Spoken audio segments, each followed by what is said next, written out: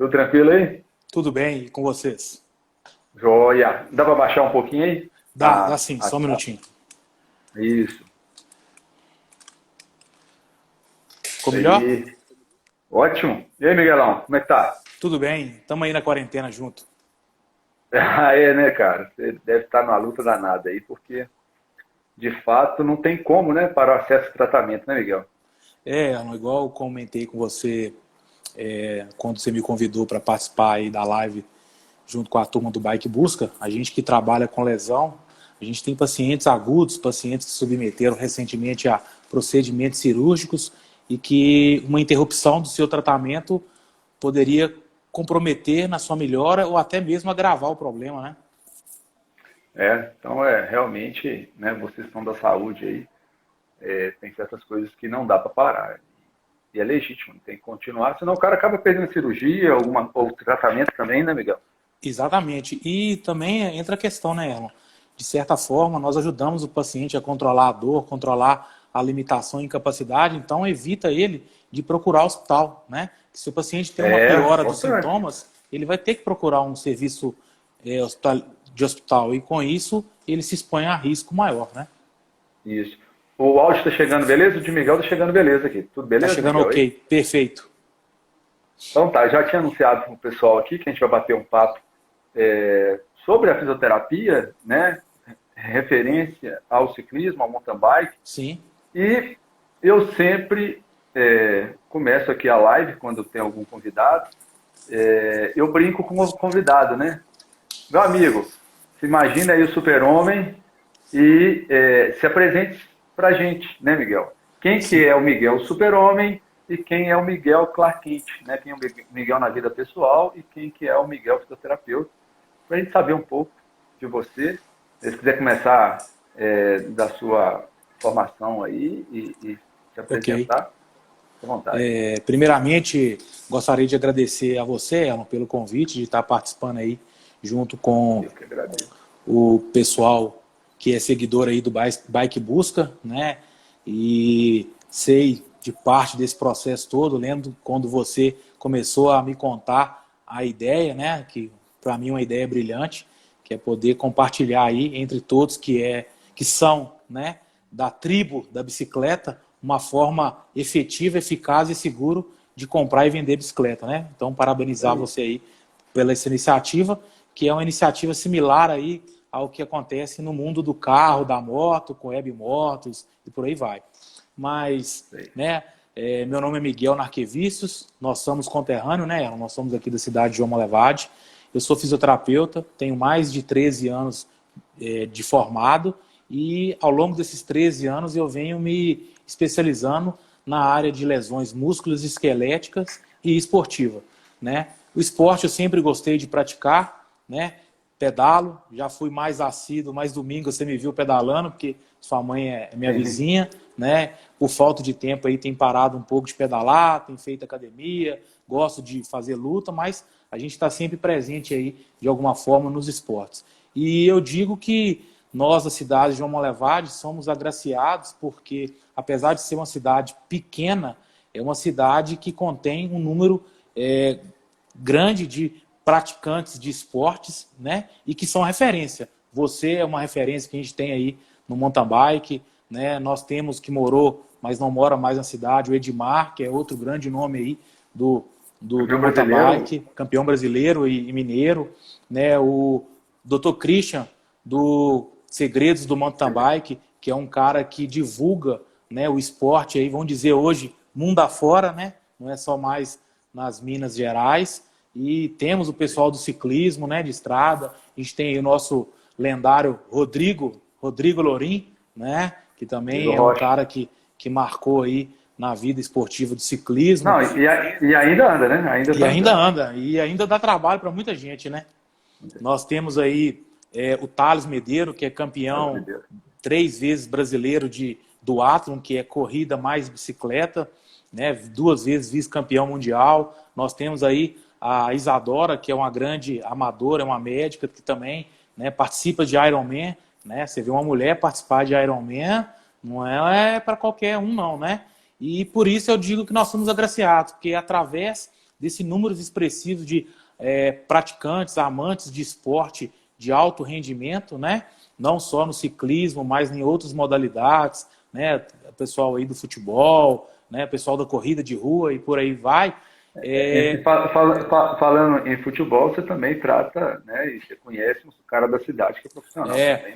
O Vinícius Araújo, que é o nosso jogador de futebol profissional aí, que teve no Cruzeiro, teve, né, em vários times grandes aí, sempre quando está na cidade, nos dá a oportunidade de estar, né, ajudando ele em suas recuperações. Então, através desse número de pessoas que, né, investiram nesse lado esportista, vamos dizer assim, eu até costumo falar semi-profissional, né? Você sabe que eu te chamo de semi-profissional, porque você não vive do esporte, mas você tem uma rotina similar a um profissional, Erlon, né? Para quem não sabe, o Erlon acorda todas as manhãs às 4h30 da manhã para pedalar, pedala em média aí 2 horas, 2 horas e pouco, chega em casa, toma banho, passa a mão nos filhos, leva para a escola, trabalha, volta no almoço, pega os meninos de volta, retorna para o trabalho, à noite ainda tem academia, fisioterapia e as outras coisas. Então, assim, seu dia é totalmente... E o site ainda pode olhar. O site também, né? E agora o site também. Então, assim, já tenho, vamos dizer, 5 anos que a gente tem a oportunidade de acompanhar você, então a gente acompanha, porque, né, até outro dia a gente encontrou, né, quando eu te vejo aí nas postagens, nas fotos, né, você sempre chegando próximo ali ao Hugo Prado Neto, né, cara, que é um atleta de primeira linha, né? Então, assim, para ver o nível que você compete, né, Erlon? Um cara que vive do esporte, né, um cara que competiu, né, nacional e internacionalmente, você pode dizer que é um cara que chega aí próximo dele aí, né, Erlon? Isso. Mas isso é muito bom, principalmente na nossa categoria, né, que somos Master, tem um cara do nível do Hugo, isso faz a régua, né? A régua Sim. sobe, todo mundo vai subir junto, a mesma ideia, quando a maré sobe, os barcos sobem junto, então é o privilégio de ter o Hugo, não como adversário, né? Mas um companheiro de categoria que, quando a gente entra numa fase de ser Master, não existe competição entre os atletas, né? A competição é com a gente mesmo, a gente já está mais maduro, a gente procura no dia a dia melhorar o nosso rendimento, nunca a gente disputa, já fiz lives aqui com amigos de mesma categoria, a gente não disputa com os amigos, a gente é uma congregação ali na hora da competição e vai ter um dia que um vai estar melhor que o outro e com certeza isso vai favorecer naquele dia um ou outro. Mas a gente tem muita história, né, Miguel? A gente pode falar, nós dois aqui podemos falar de tratamentos específicos, porque eu já passei por algumas coisas que você me reabilitou, mas eu vou começar seguindo aqui um roteiro que a gente traçou, e nesse roteiro nós vamos conseguindo dar um norte, né, de qual que é o papel da fisioterapia no esporte, né, e no caso nosso, mountain bike, o ciclismo, o enduro, né, o pessoal do mundo de 2 rodas. Aí. Ótimo. Então, vamos para começar, o Miguel, a gente sempre preocupa na prevenção das lesões, né? Sim. A gente tem uma preocupação grande com isso, porque você vai explanar os 2 tipos de lesões, né? E com isso você nos consegue explicar. Então, como que a fisioterapia enxerga e trata as lesões no seu entendimento, aquilo que é preventivo, né? O que é para prevenir. Sim.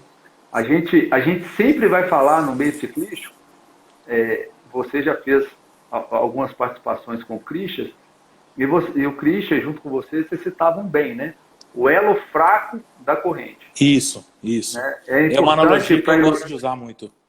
É importante para ilustrar para a gente que é ciclista essa situação, né? Que nós temos elos fortes e elos fracos. Sim. E, como se diz, explica isso para a gente aí, fala um pouco sobre isso, né? Sobre a prevenção. E qual o papel da fisioterapia no nosso esporte. Tá. Então, primeiramente é importante a gente entender, Erlon, que a gente classifica basicamente as lesões esportivas em 2 grandes categorias. Uma é a categoria traumática, que é o trauma, né? É o trauma, é a queda, é a pancada, que é quando o cara está lá descendo no Rock Garden, ele perde o controle, né? E cai no chão e bate o braço e fratura o braço. Isso é uma lesão traumática que não tem como você prever, né? Isso não é uma lesão previsível, né? Apesar que já começam a ventilar alguns estudos mostrando que é um trabalho que o Nino Schurter faz muito, né? Se você trabalhar a sua melhora da estabilidade, do seu equilíbrio e do seu tempo de reação, isso também repercute na diminuição das lesões traumáticas. Por quê? Você vai responder mais rápido, você vai cair, você vai rolar, você vai controlar a bicicleta melhor. Então, isso é uma nova tendência de estudos, né? Que até as lesões traumáticas, às vezes, dependendo de um treinamento específico, você consegue reduzi-las. O outro grande grupo de lesão são as lesões atraumáticas, que não advêm de um trauma, mas sim de um uso contínuo e repetitivo do corpo, de uma sobrecarga, seja por um aumento de intensidade ou seja por um aumento de volume. O que seria isso?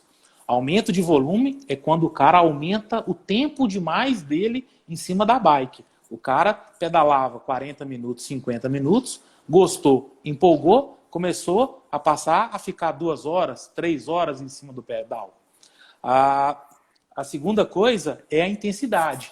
O cara trabalhava aí numa zona 1, 2, né, Erlon? Aí você sabe melhor do que eu. De repente ele ouviu falar que existem zonas de treinamentos, treinos intervalados, treinos anaeróbios e começa a levar o ponteiro lá em cima, né, sem ter um preparo. Então esses são os dois grandes vilões que levam as pessoas a desenvolver as lesões não traumáticas. São as lesões por overuse, por excesso. Mas... Pode falar? Não, pode continuar. Não, pode continuar, que depois eu queria completar. Mas vale lembrar que aí existe essa analogia que eu sempre gosto de usar, que é a analogia do elo fraco. Imagina o corpo da gente como uma corrente. A corrente ela é composta de vários elos que se interligam. Quando a gente puxa a corrente como um todo, esses elos têm a mesma força e a mesma capacidade, então eles vão aguentar, né, a mesma força aplicada. Mas imagina se no meio de elos de aço eu tenho um elo de plástico. Quando eu puxar, os elos mais fortes vão aguentar e aquele elo mais fraco não vai aguentar e vai partir. Assim é o nosso corpo. O nosso corpo, ele trabalha com transmissão de energia. Então, a gente trabalha em cadeia cinética. Então, vamos lá. Quando o cara está lá pedalando, ele empurra o pedal com o pé, ele tem uma flexão do joelho, ele tem um movimento do quadril e tem que ter uma estabilidade, uma firmeza da coluna para empurrar essa perna como se fosse um pistão lá do motor do carro. Mas, se durante esse processo todo de transmissão de energia eu não tiver uma parte do meu corpo que esteja no mesmo nível do restante, essa região vai sofrer mais. Aí entra a segunda coisa que eu gosto muito de tocar. Uma coisa é desconforto, outra coisa é lesão. Desconforto é a dor, é um incômodo que o cara começa a sentir numa determinada região, mas que isso não atrapalha demais o rendimento dele. Incomoda, ele diminui um pouquinho ali a força, mas ele toca a bike. Outra coisa é quando o cara já tem uma lesão instalada, muitas vezes uma alteração tecidual, um processo inflamatório, uma perda de força ou de estabilidade que vai repercutir no rendimento dele, na performance e, muitas das vezes, vai até afastá-lo do esporte, né? Aí entra essas duas vertentes. Quando o cara já tem uma lesão instalada, a gente precisa cuidar, tratar dessa lesão e depois procurar o motivo, a causa que ele, né, teve essa lesão e tentar abordar essa causa. Quando ele tem apenas o desconforto, já é um sinal para a gente. Opa, tem algo de errado acontecendo, né? E a gente já conversou isso muito. Quantos ciclistas, Erlon, sofrem com dores lombares, dores na coluna, dores na cervical, seja por um mau posicionamento da bicicleta, seja por um encurtamento muscular, seja por uma fraqueza dos músculos da coluna, e não cuida, não previne para que aquilo se torne uma lesão. Que muitas das vezes o cara chega no consultório da gente e fala assim, pô, doutor, eu estou sentindo uma dor insuportável, eu não estou aguentando pedalar, eu queria que você me ajudasse, e que dia que eu posso pedalar? Né?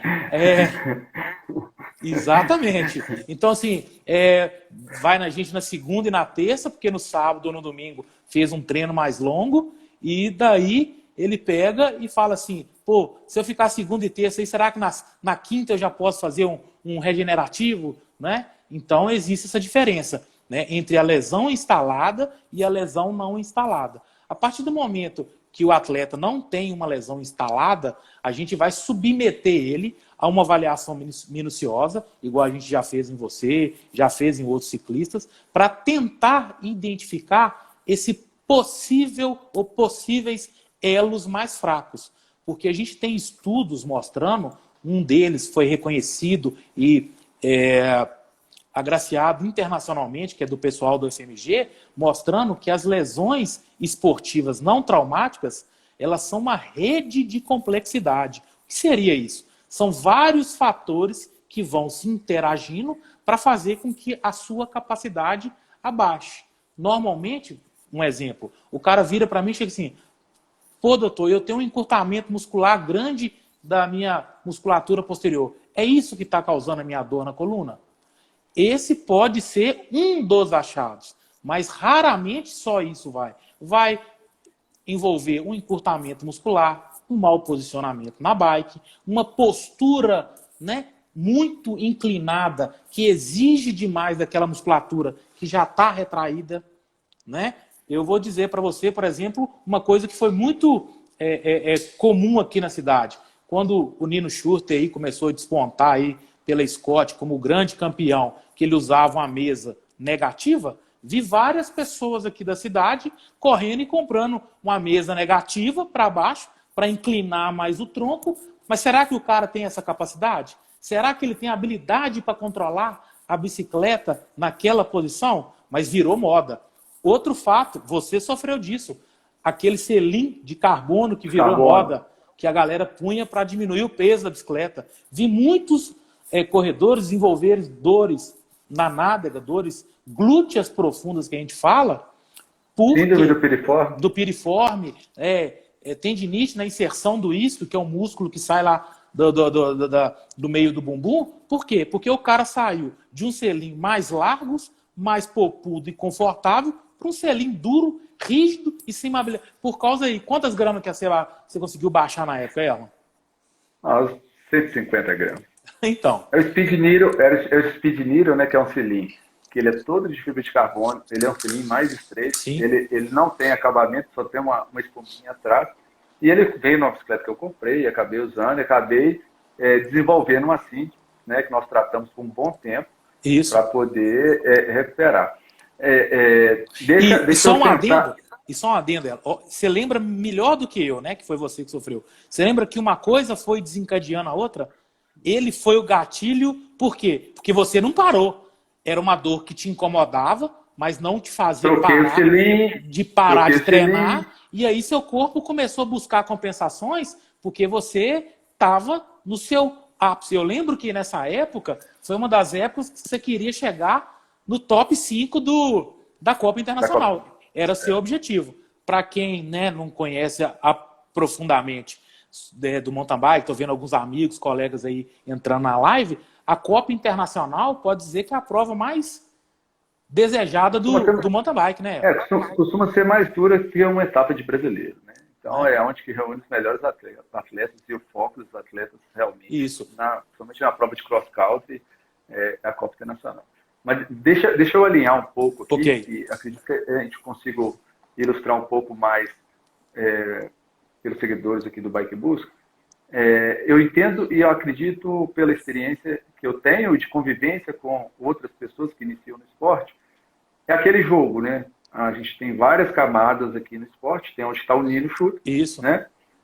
Tem aonde que a pessoa começa a pedalar. Sim. Então, eu acredito que a pessoa, quando começa a pedalar, ela está muito pouco adaptada, ela vai sofrer desconforto, né? Sim. Miguel, é a adaptação de qualquer esporte. Isso, ela vai sofrer ali alguns desconfortos, certo?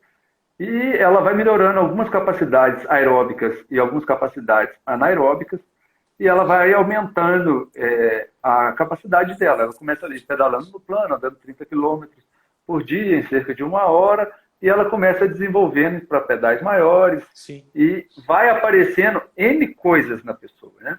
Porque até então, quando a gente é sedentário, o corpo da gente está adaptado àquela situação sedentária. Nós temos uma anatomia, né, Miguel? Sim. Própria, né? Que isso também influencia, a anatomia de Isso. cada um vai influenciar. Né? Talvez eu tive a síndrome do piriforme, porque a minha anatomia, o piriforme podia passar entre os músculos, podia Isso. passar sobre, e aí Isso. vai, né? Dando este exemplo. Com algumas pessoas que têm algum problema de joelho, que pode ser na formação ali, quando Isso. criança, e aí vai, naquela formação ali da pessoa. E ela vai subindo de nível, e ela passa a andar pedais mais longos, e aí tende a acontecer certas coisas. A gente sempre usa o exemplo, né? Que era muito comum a pessoa, eu corro na rua aí, eu corro 5 quilômetros. Beleza. Os problemas ortopédicos dela, posição do pé, fraqueza de quadril, isso aí não vai influenciar em nada ela correr. Isso. Vai passar fácil. Né? É o que acontece conosco também. No início ali, a gente começa a entender, começa a sentir, começa a pedalar. Depois que a gente. É igual, eu sempre brinco assim, né? Eu, como sou do ramo automotivo, sempre eu dou algum exemplo do ramo automotivo. O cara. Hoje os carros geralmente vêm com alarme, né? Antigamente não vinha com alarme. O cara espera roubar o som do carro para colocar um alarme. Porque o som do carro não tem o seguro, né? E a pessoa, meu carro tem seguro, mas aí meu carro não tem alarme, se roubar o carro não tem problema que eu tenho seguro. Aí a pessoa não põe um alarme no carro, rouba o som do carro. É a mesma coisa do ciclista. O ciclista, muitas das vezes, o Wallace Tutano entrou na live, não sei se ele está acompanhando aqui ainda, a pessoa começa a pedalar para depois fazer um bike fit. Bike fit, exatamente. Né?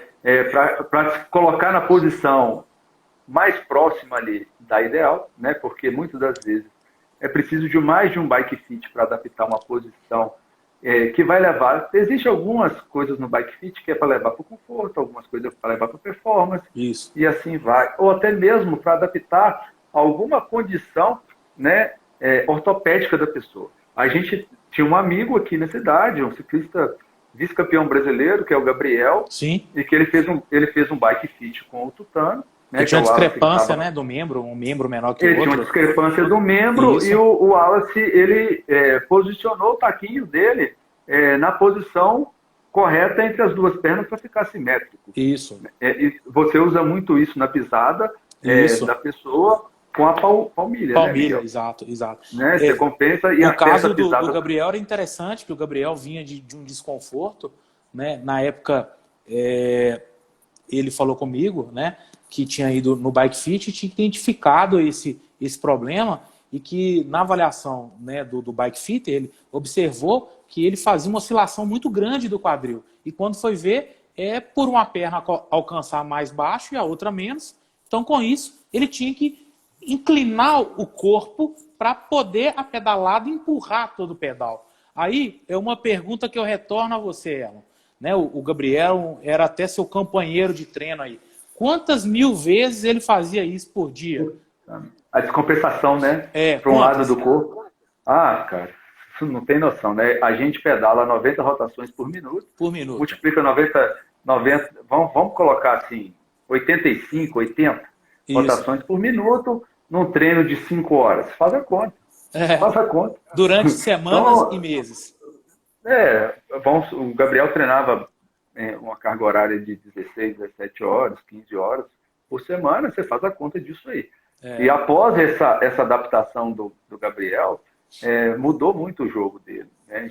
Isso ajudou muito, porque você sempre comenta isso comigo, né? Nós temos 2 pistões, nós damos suporte, né, para poder ancorar esses pistões e estabilizar para a gente poder transmitir toda a força lá para baixo. Toda a força lá para baixo. Né? Então, assim, eu queria te fazer uma pergunta, já te indicando para a resposta. Sim. Existem algumas avaliações que você, como fisioterapeuta, quando a gente tinha a equipe, né, a equipe Giro. Sim. Você fez uma avaliação em toda a equipe, eram mais de 10 atletas. Sim. Você pegou os 10 atletas, você fez um padrão de avaliação ali Sim. para ver comportamento, Sim. questões ortopédicas, né, de tamanho, né? É Isso. assim que fala, né, Miguel? Isso. Questões ortopédicas para saber se a pessoa precisava de uma compensação ali de tamanho, etc e tal, de flexibilidade. E qual que é assim, a condição de fazer essa avaliação? Se hoje uma pessoa quisesse iniciar um tratamento, olha, Miguel, eu quero melhorar o meu nível, eu preciso saber onde que é meu elo fraco da corrente. Tá. Resumindo. Então, vamos lá. A fisioterapia trabalha com uma coisa importantíssima do ciclismo, que é o movimento. Né? Nós acabamos de falar. Vocês repetem um movimento inúmeras vezes durante um treino. Né? Então, quanto mais suave esse movimento for, melhor é o rendimento e menor é o gasto energético. Porque o corpo ele vai gastar energia. Quanto mais energia ele gasta, maior vai ser o desgaste do atleta. Então, o que a gente tenta é economizar energia. Então, a gente sabe que existem algumas compensações no corpo que possam levar a uma sobrecarga, um aumento, né, da exigência daquelas regiões e pode predispor ele a ter lesão, a diminuir o seu rendimento. Então, quando eu peguei a galera da Giros, né, que era a equipe de João Malevade aí, que representava muito bem, né, o ciclismo aí em Minas Gerais, vocês foram vice-campeão mineiro, né? Neste ano nós fomos vice-campeão mineiro de ciclismo, tinha equipe de ciclismo, tinha Isso. equipe de mountain bike, e nós fomos a terceira equipe no mountain bike, disputamos com a Bro foi campeã na época. Isso. E nós fizemos o terceiro lugar, nós perdemos para a Bro e para a Trip, né, que são equipes grandes de Belo Horizonte, e a gente foi Primeiro do interior, né? A primeira do interior, no mountain Então, bike, e nós então, fomos segunda no ciclismo. Então, retornando, o que a gente fez? Primeiro, eu fiz um estudo que a gente chama estudo epidemiológico. O que é isso? É um estudo que era para observar quais são as lesões mais comuns nos ciclistas. Então, se eu tenho um público que são ciclistas, eu tenho que saber quais são as lesões mais prováveis que possam acometê-las. A partir do momento que eu sei que as lesões mais comuns nos ciclistas são dor na coluna lombar, dor na coluna cervical, problema no joelho, eu começo a entender quais são os motivos intrínsecos, internos e extrínsecos, externos, que possam levar, né, a predispor a ele desenvolver um problema. Então, o primeiro motivo era um motivo extrínseco, o posicionamento da bike. Então, na época, a gente orientou que o atleta buscasse um bike fit, né? Porque é um grande erro que a gente vê no ciclista, principalmente nesse ciclista que você acabou de dizer, que quer pular, né? Subir um nível, ele investir em roda cara, em quadro não sei o quê, em freio não sei o quê, e não investir no posicionamento. Sendo que ele vai ficar Cara, 15... e assim, deixa eu dar até um pause aqui. O quanto que esse cara vai ganhar de performance trocando 300 gramas de bicicleta e o quanto que ele ganha de performance pagando um bike fit para colocar ele na posição ideal. Então, se isso fosse mensurado, eu te falo que eu já apanhei com isso, tá, Miguel? Eu já apanhei com isso e eu te falo que é um investimento barato para a pessoa fazer, não estou fazendo propaganda para ninguém. Né? Não sei se o Alisson Tutano está aí na live, que ele entrou, ele vai ser um entrevistado, eu vou tentar fazer com ele também, porque eu acho importante, muito importante, porque eu vejo na rua, aqui na cidade, pessoas que começam a pedalar e eu não sou especialista, mas eu tenho a experiência e eu vejo as pessoas em posição completamente errada. E isso no futuro vai tirar o cara da prática esportiva, e são coisas que a gente não quer, a gente que gosta do esporte, a gente não quer. Exatamente. Então, essa posição na bicicleta é muito importante, muito importante. E voltando ao assunto selim, depois nós falamos muito, né, nas conversas nossas, em tratando, que muitas pessoas ainda insistem, ficam na insistência de usar o selim muito estreito, não é o selim na medida certa do isquio, né, porque a base A da base pessoa, né? A central base distribuir naqueles dois ossinhos. daqueles dois ossinhos Isso, dos isquios. do meio E é do... uma medida muito Tanto importante. que hoje E o os cara. bike fits mais modernos têm aquele sistema para avaliar a distribuição de peso no Distribuição de selim. peso Porque no o cilindro. pico de força, que é a pressão, ela modifica de um selim para o outro. Né? E É, uma das... Só retornando, que isso é uma coisa que é muito negligenciada, uma das incidências altas de lesões do ciclismo é a questão na região do períneo, que é a região que é onde você encaixa, né, no selim, que o mau posicionamento pode jogar todo o seu peso ali para frente, pode causar alterações no testículo, até mesmo infertilidade. Né? É raro, mas acontece. Então, assim, para mim, um dos custos-benefícios mais vantajosos na bicicleta, depois que o cara quer passar aí de 2, 3 pedais de semana, com mais de 1h30, 2h30, 2 horas de exposição na bicicleta, seria o bike fit. Para mim, não tem outra que é trabalhar esse fator extrínseco, externo, algo externo que pode influenciar. Aí, voltando à questão da avaliação, a gente orientou todos os atletas nessa questão do posicionamento. Aí vamos partir agora para a parte interna. Quais eram os fatores internos que mais poderiam influenciar na predisposição ou no aparecimento de lesões músculo-esqueléticas nos atletas? O primeiro dele é o encurtamento muscular, principalmente o encurtamento muscular da cadeia posterior, que são os músculos posteriores das costas e os músculos posteriores da perna, que são os músculos que a gente até brinca, são músculos antigravitacionais, que nos ajudam a manter na postura ereta. Então são músculos que trabalham muito, porque o tempo todo a gente está em pé ou sentado na bicicleta, esses músculos estão trabalhando. Então, o encurtamento desses músculos, ele modifica tanto o movimento do meu corpo, que a gente tem que pensar que a bicicleta é um esporte dinâmico em movimento, então quanto mais suave, perfeito foi esse movimento, melhor, quanto na postura. Por quê? Porque se a gente olhar de lado no ciclista, quanto mais inclinado ele for, mais aerodinâmico ele fica, né? Melhor para ele em termos de performance, mas não necessariamente em termos de conforto. Porque se ele tiver um músculo muito encurtado, isso vai ser uma briga. Ele puxando para frente e o músculo dele puxando para trás. E aí é onde gera dor, desconforto e desencadeia várias coisas. Então, né, um teste que a gente faz simples é pôr o cara em pé, junta os pés, joelhos estendidos e dobra o corpo como se fosse levar a mão sentido o chão. Quando o cara leva a mão para cima do joelho, ele não consegue nem alcançar o joelho, é o que a gente fala em encurtamento de moderado a severo. É um cara que tem um encurtamento, ele não vai conseguir inclinar muito na bicicleta, ele vai precisar de uma posição um pouco mais de pé, né? Ao passo que um ciclista que tem uma boa flexibilidade, aquele ciclista que leva a mão lá no tornozelo, encosta a palma da mão ou os dedos no chão, é um ciclista muito flexível. É um ciclista que vai aceitar uma posição mais inclinada, uma posição dessa, às vezes, de mesa negativa, que vai projetar o cara todo para frente. Né? Então a primeira coisa foi isso, identificar aqueles ciclistas que tinham encurtamento muscular, né? E aqueles que não tinham. A partir do momento que eles tinham encurtamento muscular, a gente começou a buscar quais eram os músculos mais comprometidos e direcionar para que fossem feitos exercícios específicos para aqueles grupos musculares.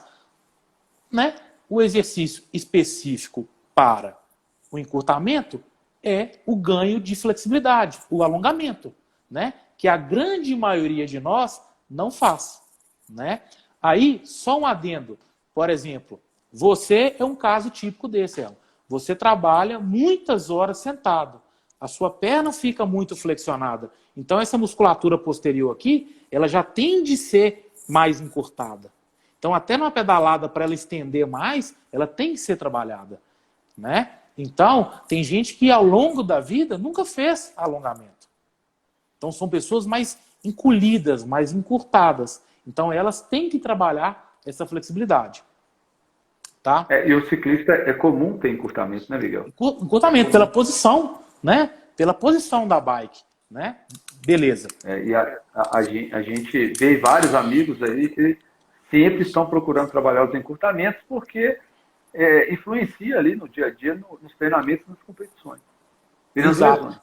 Tanto que hoje é uma atividade muito adepta aos ciclistas, né?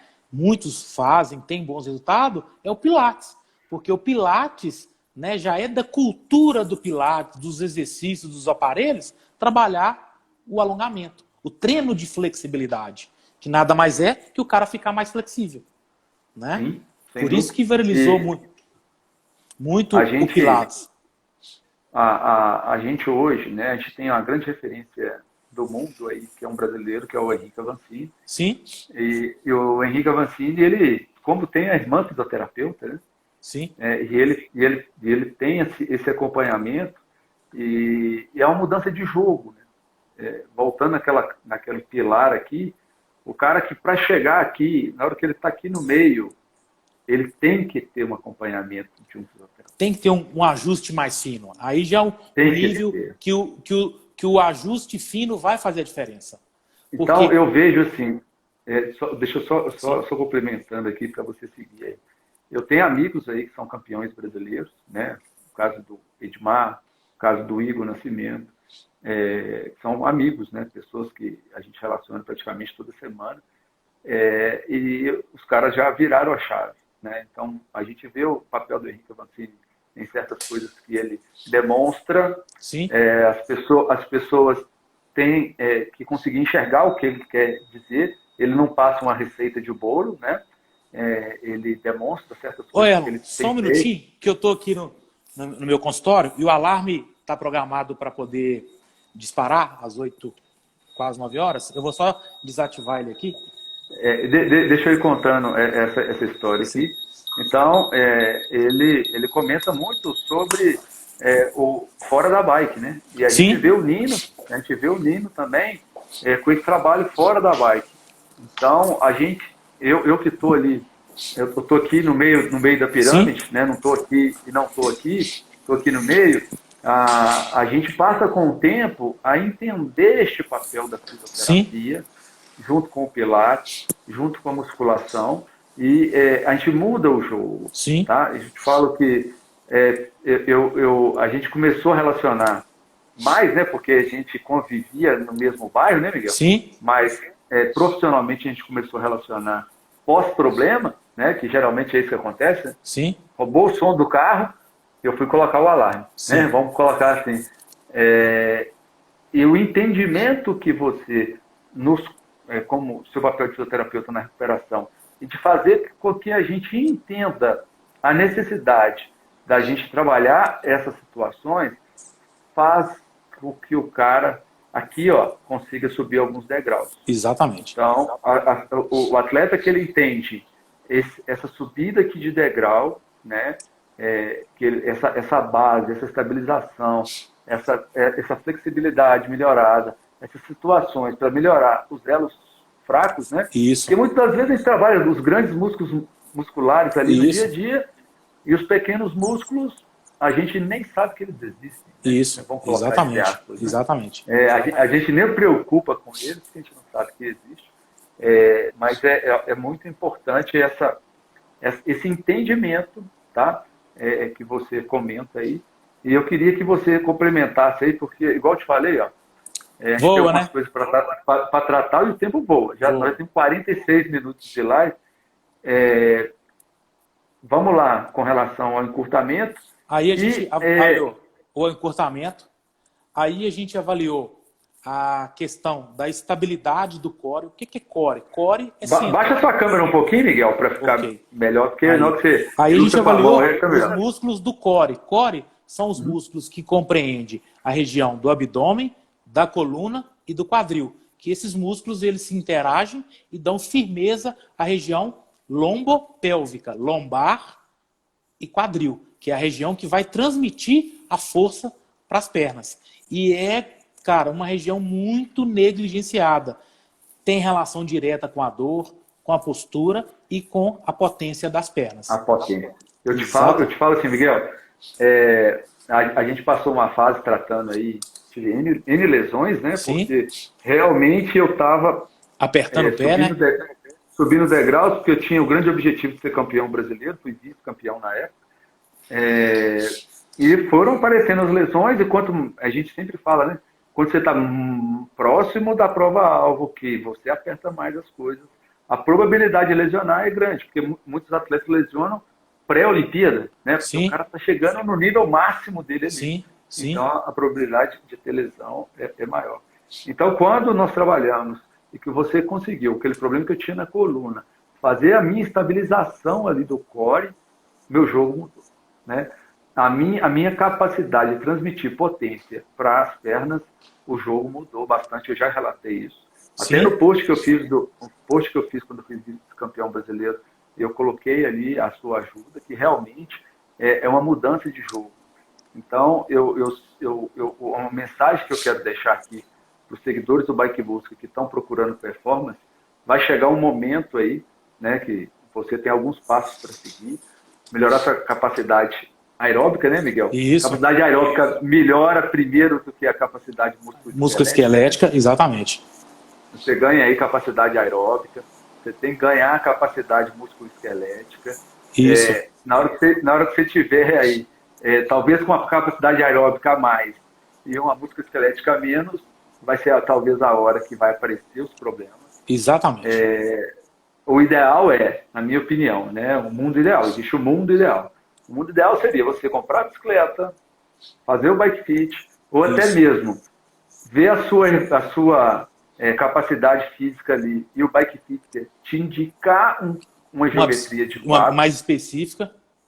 Vamos desenhar o mundo ideal, né? O mundo ideal seria você realmente fazer ali uma avaliação, né, dos seus membros, para o bike fitter te indicar uma geometria de quadros que melhor vai te atender, você começar a pedalar na postura correta, você fazer uma avaliação talvez aí com o fisioterapeuta FMS, alguma coisa nesse sentido, para você ver a sua flexibilidade, os seus elos fracos da corrida. Sim. Trabalhar isso junto com fisioterapia, com pilates ou musculação, trabalhar isso aí.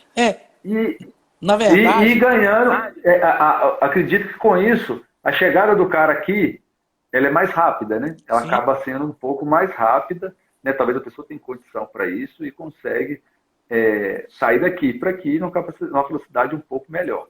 Sim. É lógico que esse seria o mundo ideal, né, Miguel? Sim. Só que muitas das vezes não é o que acontece conosco. A gente compra a bicicleta, começa a pedalar, vê que começa até por falta de informação, de empolgação, de orientação. Né? E assim, é o natural. Você não vai pegar 20 mil reais, comprar uma bicicleta. Você vai com uma bicicleta de 2, de 3, vai dar uma volta com a galera, vai começar, né? Geralmente é assim que começa. E você vai seguindo os passos, naturalmente. Sim. Só que, assim, era importante a gente chegar ao momento antes da lesão, né, Miguel? A gente chegar antes, né, os desconfortos gerados. Isso. Começando a ter desconforto, já é uma luzinha que deve acender aqui, uma inflamação. A gente procurar fazer ali um bike fit, se a gente nunca tiver feito. Sim. Muito provavelmente pode acontecer do bike fit identificar, olha, sua bicicleta é maior do que o seu tamanho, sua bicicleta deveria ser menor. Você sabe disso. E aí vai.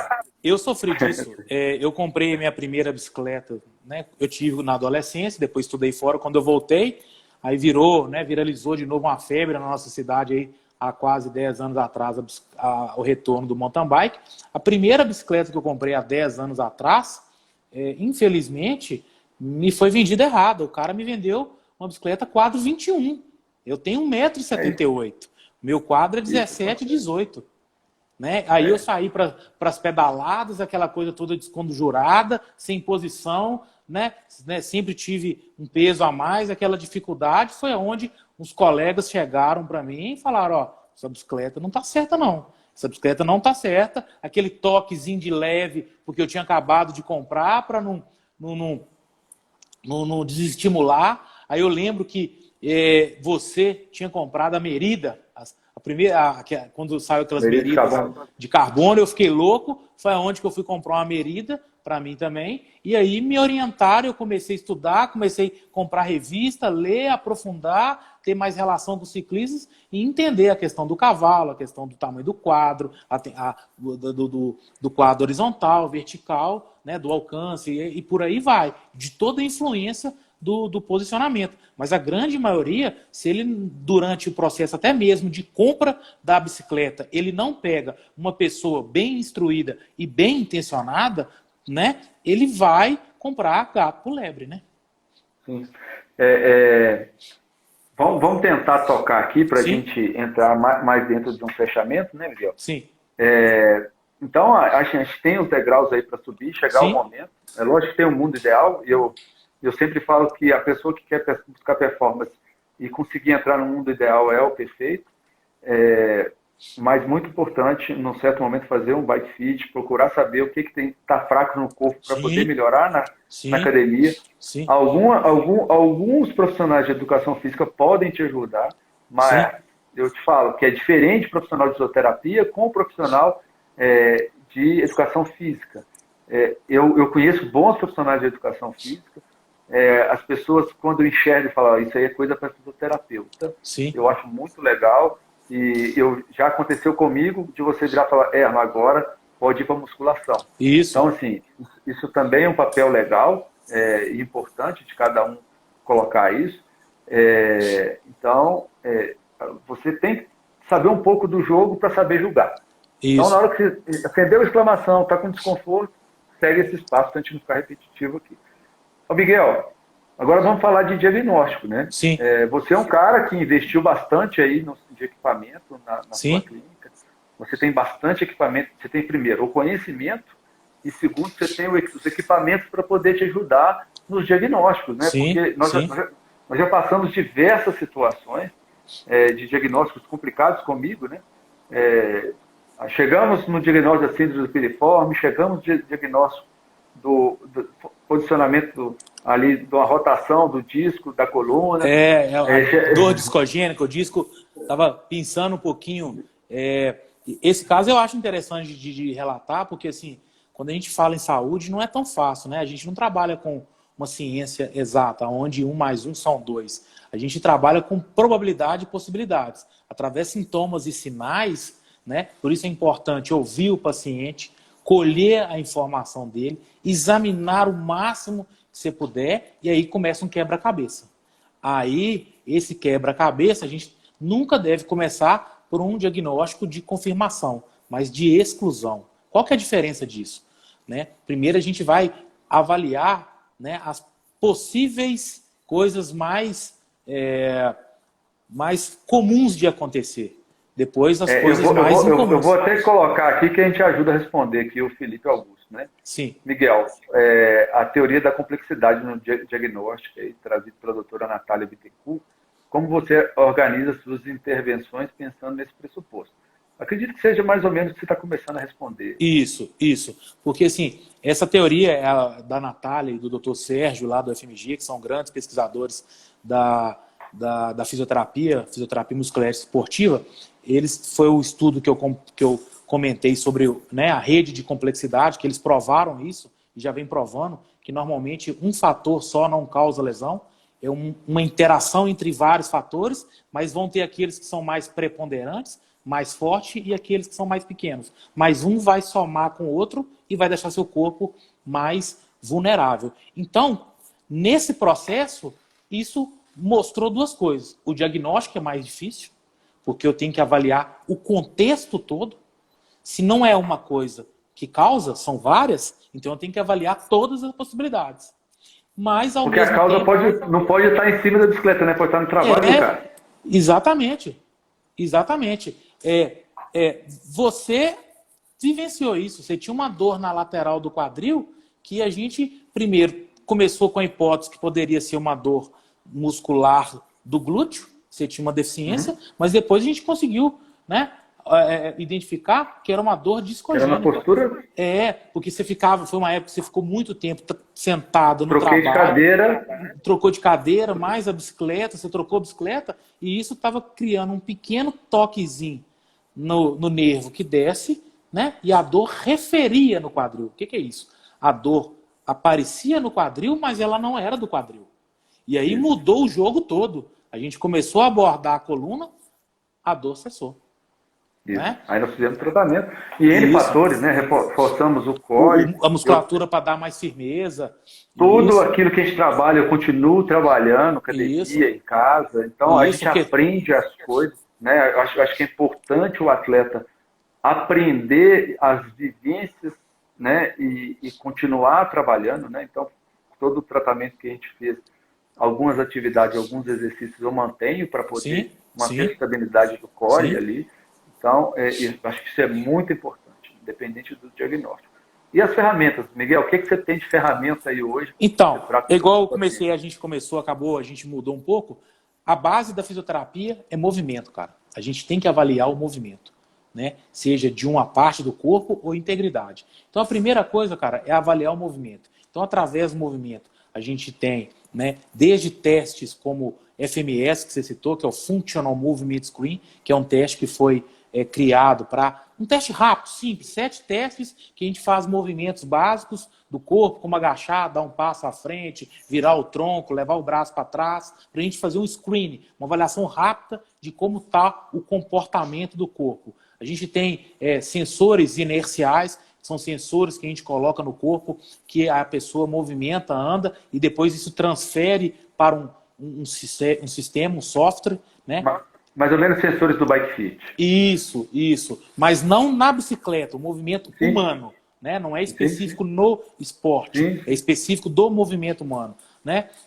A gente trabalha também com a termografia, que é uma câmera que a gente usou muito, que avalia, né? A gente tem a temperatura corporal. Principalmente minhas contraturas, né, Miguel? Isso. E aí a gente tem... Ô, Miguel, tá resolvido, tá? Tava na sapatilha. Aí, ó. Conversa de telefone, né, Erlon? Estava na sapatilha. A sapatilha que eu uso hoje é totalmente estável e acabou com o problema. Conta um pouquinho aí. Essa ideia, né? Conta um pouquinho para a galera ver o quanto que é complexo. Você estava tendo direto espasmo da panturrilha. Contratura. Como é que chama aquele músculo lateral ali de estabilização da panturrilha? O gastrocnêmio no lateral. Isso. Eu vou contar rápido, porque o tempo nosso está acabando, tá, Miguel? Então, eu estava tendo muita contratura ali, principalmente pós-prova, que era a hora que acelerava mais. Eu fiz até o sorteio da sapatilha agora, eu comprei depois, troquei as duas sapatilhas, comprei uma sapatilha bem estável, de um tamanho bem certinho do pé, principalmente a sapatilha de ciclismo minha, troquei os taquinhos, estabilizei o pé. Tem até uma pergunta de uma pessoa aqui sobre a postura depois da sapatilha, dores no pé, né? E isso pode estar na regulagem, né, da sapatilha, a posição do pé. Isso está na regulagem, muito provavelmente, mais para frente, mais para trás. No blog no blog do Bike Música tem uma situação lá de Bike Fit, é bom você ver, você vai conseguir entender lá. Então, eu tinha muito movimento lateral na sapatilha, meu pé movimentava muito, então eu comprei a sapatilha mais estável, a sola de carbono, estável, e como meu pé ficou mais estável, eu parei de estar corrigindo, né? Porque o músculo acaba corrigindo meu pé, corrigindo na hora da força. Ele estava trabalhando demais, gastando muita energia para uma coisa que não precisa. Voltando à pergunta aí da seguidora, vamos lembrar, quando a gente anda e fica em pé, a gente tem toda a sola do pé na qual a gente distribui o peso. Na bicicleta, principalmente quem usa sapatilho, isso muda. A gente transfere toda a distribuição de peso para uma região mais para frente do pé. Né? Então, a posição, né, do taquinho, seja ela na frente, atrás, na inclinação, na rotação, ou até na posição, né, em qual região, isso influencia demais na distribuição de peso, de força do pé, na hora que você empurra, que você pedala para baixo, e isso vai repercutir, né, em toda a cadeia de movimento. Né? Então, isso, né, além do que, uma sapatilha muito apertada, né? Eu já tive uma sapatilha que muito apertada, que quando eu fazia pedais longos, eu chegava com o quinto dedo todo dormente. E é importante ter uma sapatilha um pouco mais larga no pé, com a regulagem, né? Porque a sapatilha fica um pouco mais larga e você tem as regulagens dela, você vai fazer a ergonomia correta ali da sapatilha. Exatamente. Até o Christian brinca muito com isso comigo. Compra um número a mais que você tem costume de usar, porque depois você corrige ali na catraquinha, né? Isso. Ô, Miguel, você também tem aí algumas outras ferramentas, além da cama com termografia, né? Você tem a bota de recuperação? Eu também recentemente adquiri o ultrassom cinesiológico, que é um ultrassom de imagem, que aí a gente consegue ver os tecidos por dentro, como que já vai a cicatrização, como que já vai todo o processo, principalmente nas lesões tendíneas, que são um pouco mais complexas, um pouco mais demoradas. Normalmente, quando um tendão está comprometido, ele fica mais espessado, né? Já passei por isso aí já também. passou por isso, né? Então, assim, a gente vem investindo nisso, né? A gente trabalha com, né, recursos, né? Eu fui aí o pioneiro na região a trazer o Compex, que é um aparelho hoje muito difundido aí no meio do ciclismo. Eu tive a oportunidade de fazer o treinamento lá em São Paulo com Reikon Van Vlater, que é o criador do Compex e que em todo o Tour de France e Giro da Itália está lá presente na maioria das equipes, dando suporte ao departamento médico. Então eu tive a oportunidade de estar presente com ele, aprender lá com o cara que criou o Compex, porque assim, eu vejo muito atleta querendo me perguntar, Miguel, estou querendo investir num Compex, o que você acha? Cara, é uma baita ferramenta desde que saiba usar. E, infelizmente, o atleta amador, ele vai ter uma Ferrari, mas vai usar como fusquinha, porque tem toda uma interpretação em cima, qual o programa, qual o posicionamento, que hora usar, né? E outra coisa, quando você começa a usar ele demais e de forma errada, isso gera uma acomodação no corpo e ele começa a perder um pouco de efeito. Sim. Aí você tem a bota de recuperação? Tem a bota de recuperação, trabalho com laser terapia, trabalho com campo magnético, trabalho com aparelhos mais modernos hoje, igual Miguel, terapia. vai cair a live, faltam 20 segundos. Sim. Vai acabar. Eu te falei que ia passar rápido mesmo. Passa mesmo. Eu queria te agradecer, tá? Nós vamos ter oportunidade de voltar aqui para falar um pouco mais. Sim. Queria falar da sua participação nos Jogos Olímpicos, tá? E agradecer por tudo que você tem feito e fez para a gente como atleta aqui na cidade. Tá? Eu que agradeço pela oportunidade.